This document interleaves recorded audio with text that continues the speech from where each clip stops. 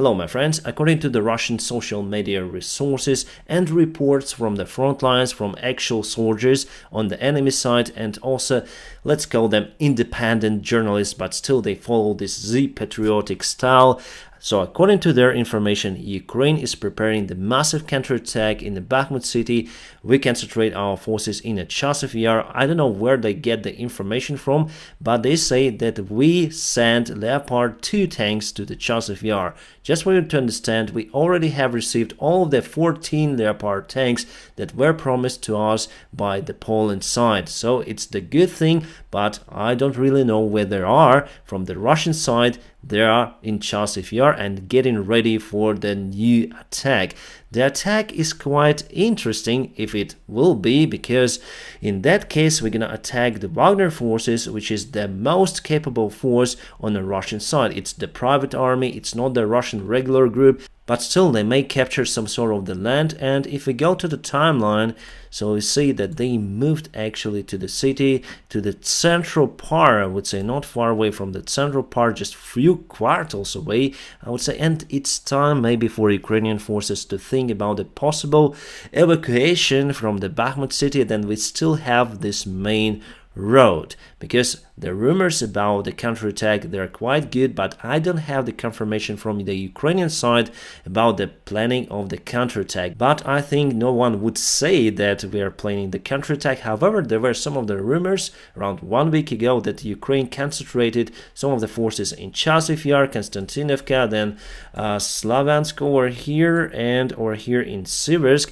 But again, that information came mostly from the Russian resources, and we have partial confirmation from our independent journalists as well. But today we have the report from one of the commanders, who is the chief of one of the military units in the Bakhmut city, that the situation deteriorates very rapidly and it could be the second Debaltseve. Debaltseve is over here, my friends, and Russians were able to encircle the city back in 2014, and our forces went out from the city with heavy losses because the corridor to let them out was not agreed with the Russian side.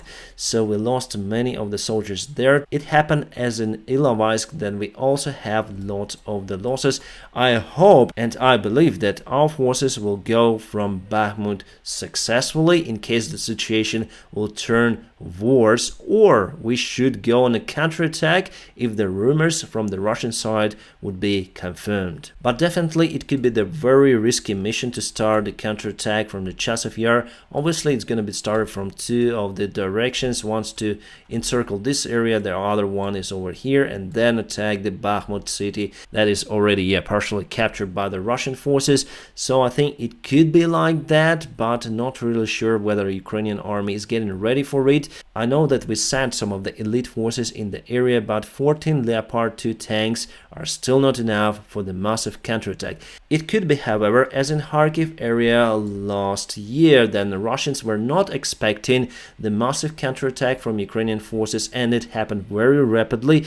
Not many forces, I would say, were used for this massive counterattack, but Russians were not expecting it. And I think Wagners are also not expecting the Ukrainian counterattack, and they are not building the defense lines over here because they're the attacking side. But if they face the counterattack with overwhelmingly larger forces that the Ukrainian army still may present right now, yes, we don't have the weaponry, but we still have lots of the soldiers in Ukrainian army that outnumber the Wagner soldiers. So we may start the counterattack, and with no defense lines prepared, Wagner may lose its positions. And certainly there is some sort of the déjà vu I have right now, because last year, before the Kharkiv, all the Russian military correspondents, they say that Ukraine is getting ready for the attack. Russian soldiers and commanders, they say that Ukraine is getting ready for the counterattack in the Kharkiv region, but Russian officials, they just didn't listen. And that is what we see again in the Russian social media. And I'm not opening you a secret about the case, I'm just sharing the information and my thoughts about the case. This information already exists, but on the Russian public sources. So clearly here they are panicking, and it's a good sign. And those are the poor Russian soldiers that were delivered to the front lines in those livestock carriages. So Russian army has no respect towards their own soldiers, not organizing the normal wagons or carriages for the soldiers to be delivered as normal human beings. Yes, here we speak about privates, but also there are some of the rumors that Russian pilots of Sukhoi Su-34 airplanes are complaining about their command and willing to fight even in Wagner just to run away from their own leadership. Well, actually, I hate those pilots because they use the aviation bombs against civilians in Ukrainian war, as well as cruise missiles and others, so they are not my friends or anything, they are my enemies. I don't know how those pilots sleep normally after they destroyed Mariupol and many civilian and residential buildings in Ukraine. There are some Russian-backed protests in Moldova, and today border control even took some of the Wagner soldiers that were flying with air transport to Chisinau. They wanted to take the part in those protests, organizing them. Moldova could be potentially the next hotspot in this conflict, then the situation may evaluate not according to the good scenario. And there is the Transnistria, which is like a pain in the ass for both Ukraine and Moldova, and I think that it could be the proper time to resolve the issue with Transnistria and return the territories and people back to Moldova. And also it will show civilians in Moldova that Moldovan government is very strong and able to return the territories. Protests are not really significant if you compare to what is happening nowadays in Israel. There are just 500,000 of people on the streets. They're protesting against the current prime minister, I think.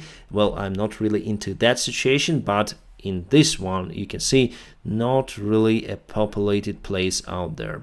And this is one of the Wagner soldiers that was arrested today in Chisinau. Actually, he was deported back from the country he went from, and no one says what that country is, and even military identity card was found with him and some of the photos with his colleagues. The Russian aviation gliding bomb, yes, they also have those bombs that may glide for some sort of the distance. Well, it struck the north part of Donetsk city. Luckily, it didn't explode, but from the photos, we may see that it has some sort of the wings and attachable panel to the bomb. So really, it was the Russian gliding bomb like that. Someone did some sort of the art over here, so this part is attached from the bottom and it may glide for some distance. The Russian side doesn't have lots of those bombs, however still they may use them, and here they bomb their own controlled territory, and this is the answer for you: who was bombing Donetsk for 9 years. The United States Air Force sent the B-52 bomber, this time not near to Russia but close to Iran, and probably they simulated the launch of the nuclear missiles on Iranian territory. They do it to show that the revenge is possible in case someone of those two countries would use the mass destruction weaponry. And the self-proclaimed president of Belarus, Lukashenko,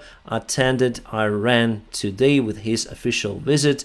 Just 1 week ago he was in China, so probably he's ambassador of the Russian peace to negotiate something, let's say, with allies of the Russian Federation. As for the China Communist Party elected the new defense minister, he is now Li Shanfu, who is under the Western sanctions because he communicated with the Russian side and provided some of the military equipment and data, but also he's responsible for purchasing the military fighter jets Sukhoi Su-35 as well as anti-aircraft systems S-400 from Russia. So there is some sort of the exchange. And again, the reminder why the counterattack from the Ukrainian side is not happening right now. It's better to hold Bakhmut as long as possible, to wait the better weather and then start the counterattack, because here it's just impossible. This was filmed on the eastern part of the front lines the day before yesterday. And one more Russian gliding bomb was found, this time on Ukrainian controlled territory. This is much bigger. The name of it is Grom and it was designed back in 2018. So it's the brand new weaponry for Russia and it's the first time they use it in the conflict. Before it was just on a test drops. And this is the construction of it. You may see that it's very similar to the previous modification, just longer, and I think it may fly and cover more distance. The scenario of the Russian collapse from the French ex-deputy commander of the NATO forces in Europe, Michael Yakovlev, and he said that NATO should be prepared for the possible Russian collapse in a nearby future. And Putin, with his actions, made this scenario almost inevitable. And if you want me to speak about it on the next video, give me the thumb up, my friends. So press the like to this video, and also if you want to support my job, there are some of the links in the video description just below for you to do so. Thank you so much for your support and your help. I wish you all a peaceful sky wherever you are, and have a great time.